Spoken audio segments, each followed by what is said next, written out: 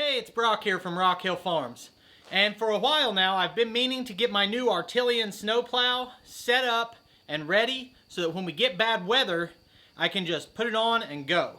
It's starting to look like if I ever want to get that done, I'm going to have to just do it up in the shop later in the evening because I'm always pushing myself up until dark and then that job just gets pushed back.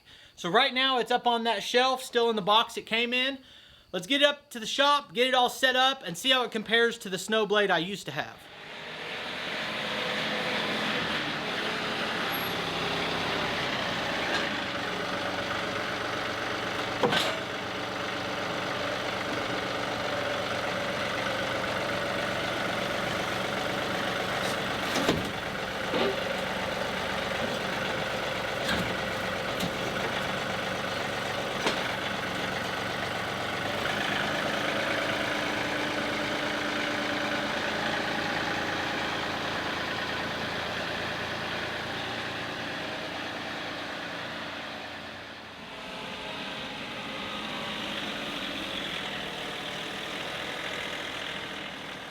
This box has not only the snowplow, but some accessories as well. And I filmed unboxing all that and decided it was really a waste of time, and we're just gonna skip it. Now that we have everything unpacked, step one of the assembly is to take this piece right here and bolt it to the actual blade. You'll see one side of it has these flanges that stick up. Those go towards the top of the blade, and then you've got these holes right here, and they bolt on to the holes on the back of the blade. It bolts on with 1/2 inch by 2.5 inch hex head bolts that come in from the outside. This isn't a tight fit at all. It actually has a little bit of room to move side to side, but they tell you to put a little bit of grease in between these surfaces, so I'll do that. Alright, if you tighten that up all the way, it actually locks it up. And obviously we don't want to do that, so take it loose a 1/2 turn or 1 flat. The next step is to put these 2 springs on. One end of the spring goes through like this. The other end of the spring hooks to an eye bolt. It screws into your top blade here. The safest way to attach a big spring like this is to put the eyelet through, then stick the other end of the eyelet through the hole, then put your nut on, get 1 thread threaded down, couple threads. As you tighten these bolts down, it's going to stretch the spring. It says continue tightening and stretching that spring until you can slide a piece of paper in between the coils. I didn't think there was a gap in there, but there is. I said it's important that you get the tension the same on each spring. Another way to look at that is how many threads are sticking out of the nut. Alright, next step is to put this A-frame into here. Once again, we're putting grease on it. I'll spread that around.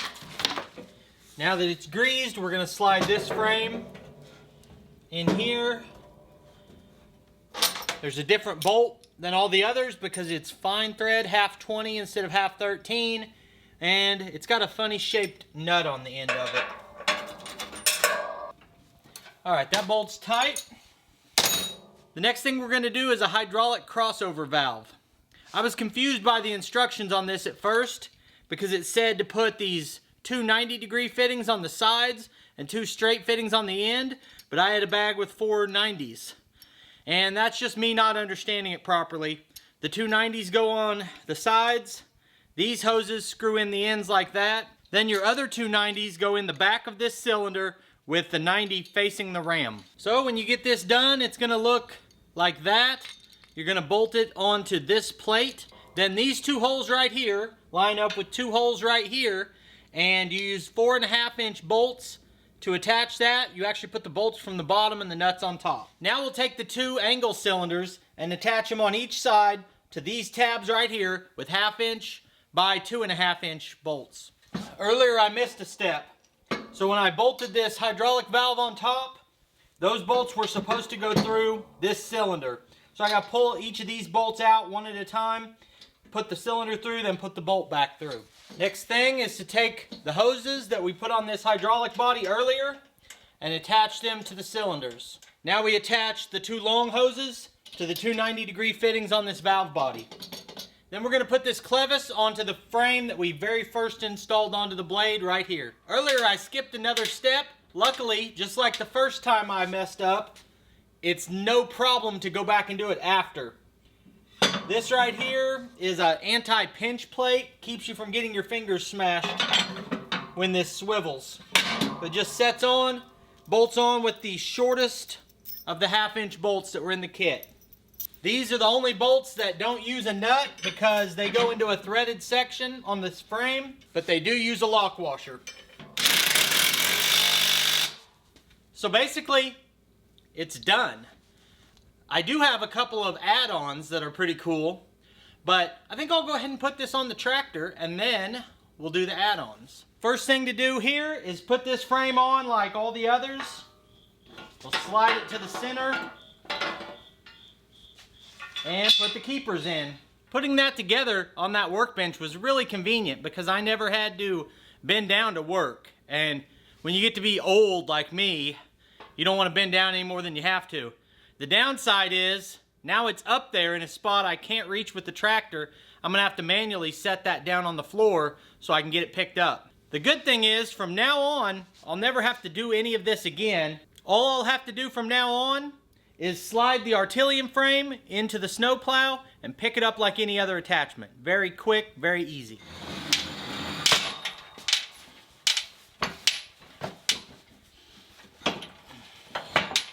I'm definitely not putting the clip of me loading that down onto the ground by hand on the video. I would get in all kinds of trouble for that. It probably wasn't the safest way, but it's getting late at night and I just wanted it done. Now I've got one of these pins in. There's two pins like this that go right through here and then a retaining clip. I'm having trouble getting this second hole lined up.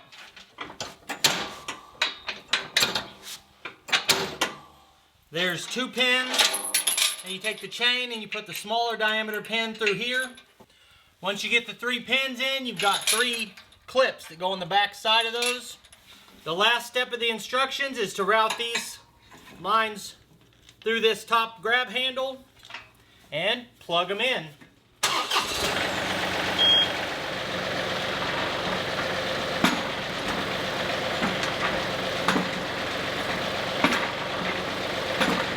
It works, and this could be the end if that's all you ordered, but I think you might want to see what else I've got for it.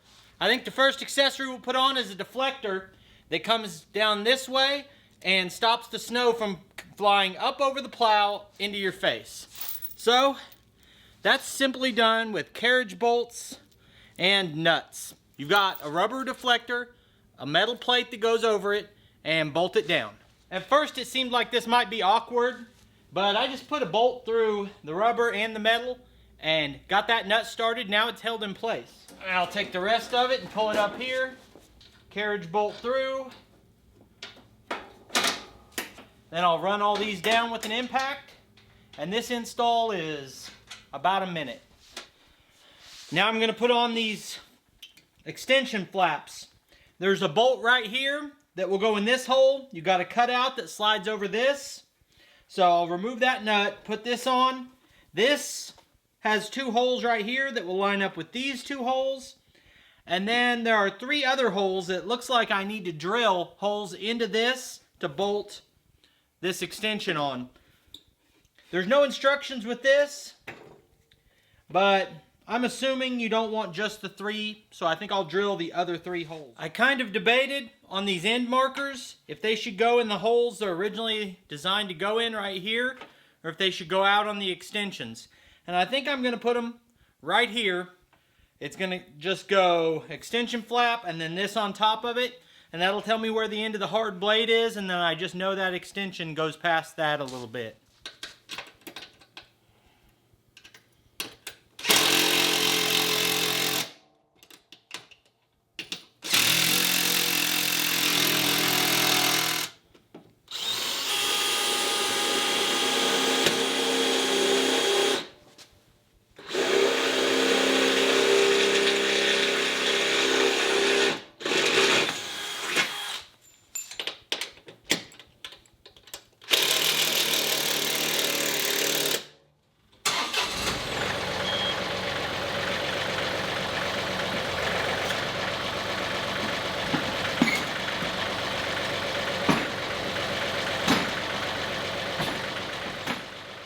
Now that it's all set up, I'm almost hoping it snows.